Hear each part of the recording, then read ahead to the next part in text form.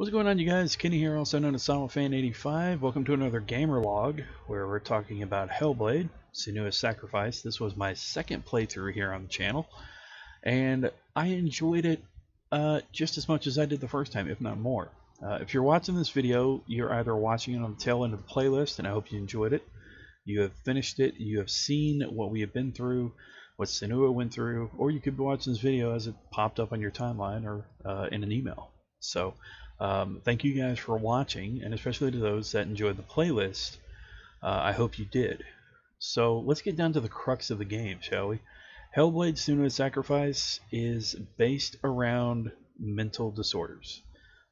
There's a lot of times in the game where it messes with you mentally, either through the voices that are speaking to Senua, the darkness that's speaking to Senua, the imagery, the context, whatever it may be. It is set up to pressure your mind and to kind of give you a glimpse into what it's like to have some sort of mental incapacity. And as someone with, and has been diagnosed as, someone with a mental diagnosis, it was a trip. It was a trip. There are parts I hate. I don't want to play through it. I don't want to face it because it seriously messes with me. And the notable parts are when you're in the house and in the forest with the creatures creeping around in the darkness. I hate that part. I hate it. I get shudders thinking about it right now. Obviously a very well developed game. And obviously that is its intended purpose, especially in that part of the game. It's supposed to give you the creeps. It's supposed to make you not want to do it. But with me on another level, I had to seriously fight through it. And that just speaks to the capacity of the game and what it does to people, especially those that suffer from a disorder. So, with relation to me personally in the game and what it says about people, basically, I suffer from notable childhood PTSD. I went through a very severe part of my life where it led to choices in my life that led to another very dark spot in my late 20s. And I talk about it here on the channel off and on, but what this game represented to me is that struggle of trying to hold on to something and finding familiarity, comfort, safety in holding on to something so hard that to let it go would mean no purpose in life. What are you without it? And that game amplifies this, as you see in Senua's journey. And it is just, I melded with it so much. It was just so familiar, and it spoke to me in such a way. It was crazy. The representation of her own demons, of the mythical demons, of the gods and humans, and how they worked all that together was fantastic. And it spoke to me on so many levels. The audio work, oh my god. The voices alone of Senua and the voices in her head and her father and her lover, just crazy. And on the note of her father and her lover, I gotta say, I think it's her lover. I'm not sure. They never really touched on if those two ever,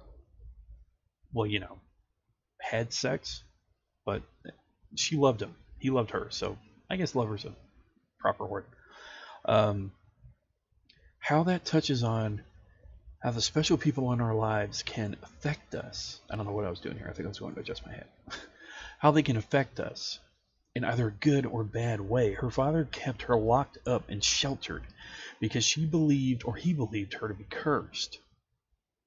And in some perspective, some people would probably see her as cursed, but to her, it was a curse, suffering, a gift, all in one.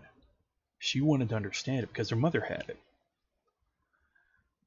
And there was such a longing for her mother. There was such a longing for this guy that brought light into her life, that helped her to keep strong.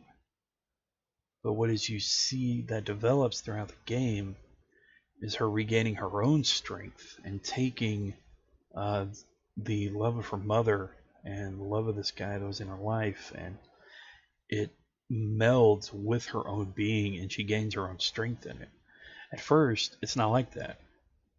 But over time, it comes, and obviously we get our ending. But her father, on the other hand, her father was a part of the darkness. Her father, I believe, actually is the darkness, from what I remember. I'm trying to do this right after the playthrough, so it's still fresh in my brain. And her father wanted to keep her sheltered, wanted to protect the world from her and her from the world. And unfortunately, that caused her to not develop the way she could have. The way she could have faced the world. You know, maybe the world would have eaten her alive, or maybe she would have affected the world in a negative way. You know, who's to say? But her father did what he believed was the right thing to do. But in doing that, that choice that he made caused her to suffer even more. That speaks to me on so many levels, because that's essentially, obviously not for the same reasons. I don't see dead people or can't peer on the other side, but because of somebody I trusted deeply, because of their choice and what they did to me. I didn't know how to deal with life growing up. I developed problems.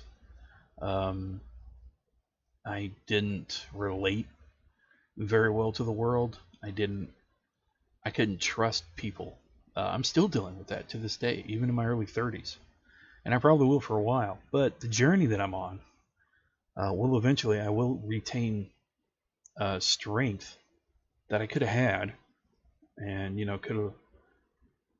could have developed in a different way. But unfortunately, due to the choices that somebody made, my life has taken a curve over the life that probably could have been a lot easier, a lot more. I guess easy is not the right word. I guess a lot more well-rounded in a way. Probably could have enjoyed things a lot more throughout certain moments of my life, but because of the darkness of my past, much like Senua, it was never easy. And the game makes a statement that the battles in our mind are the greatest battles ever fought, and the hardest. It's very true. We are our brain, and the battles that we have really can take a toll on us and tax us to such an extent that we just want to give up. There's no point. What's the point of going on? And that's touched on at one part in the game, where Senua drops the head that she's been carrying, and she just scrambles back into the light and just wants to stay there. But then she, realizes, no, you did this to me, and I'm not going to let it stop me. So, anyway, with that, I love the game. I really enjoyed it. I hope you guys did as well. I definitely recommend it if you've never played it. It'll probably be the last time we play it here on the channel. Maybe I'll do it in the future, maybe to beat it on Xbox. We'll see. But again, I hope you guys enjoyed it. I thank Ninja Theory, and I thank the people that really helped with the game. You guys are fantastic, and it really did speak to me as a person that struggles with this. The writing was awesome. The actress that played Senua, dead on, fantastic. And I loved every aspect of it. So, thanks for watching. Be sure to like, subscribe, and comment. Remember, you're awesome. Never let the world tell you otherwise. I just touched on a few things in this video. I wanted to go a bit more in depth, but I think we'll just leave it here and just say, overall, the game, a rating of at least 9.5 out of 10. I saw a couple things that stood out, possibly some errors, but I loved it, and it'll always stay with me.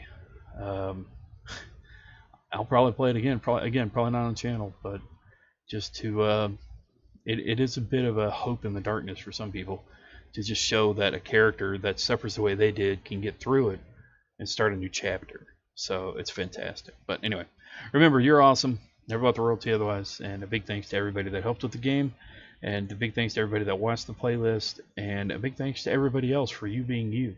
You're a part of this world. You add to it or you subtract to it, but you are a part of it. And you're always awesome for that. See ya.